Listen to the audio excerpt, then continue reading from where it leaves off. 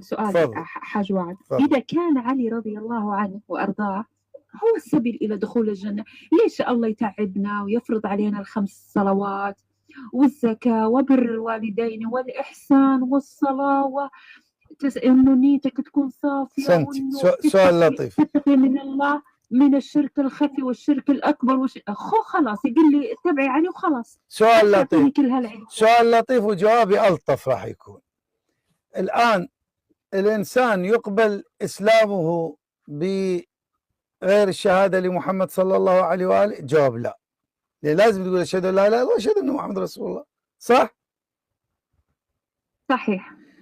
إذن أصبحت الشهادة لمحمد صلى الله عليه وآله هي نقض للإسلام. خو نشهد لا إله إلا الله، ليش نصلي؟ ليش ما أعرف إيش؟ أيضا واحد يقول لك ليش نشهد لا مو إحنا نصلي؟ وهاي يقول له لا، صلي تصوم تسوي، تحب أبوك تحب أمك تحب زوجتك كذا، لازم تقول أشهد أن محمد رسول الله.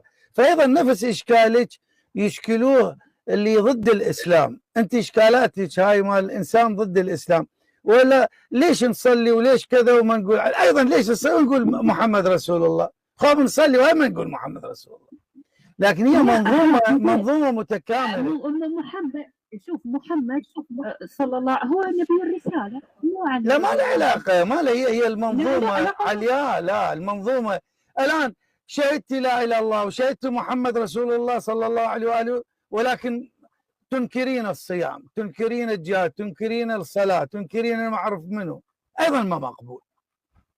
فهي كلها منظومة كاملة. شوفي اليوم سئلت هذا السؤال، سئلت لطيف، ولما سئلت هذا السؤال من جاوبت ضحك وراح.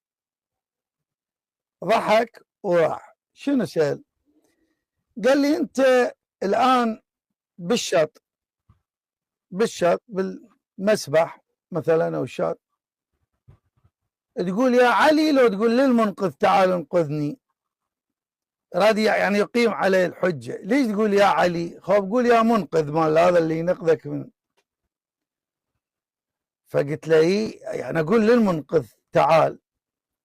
فقال لي يعني شوف يعني علي ما لو تقول يا علي ما تنفع تغرق.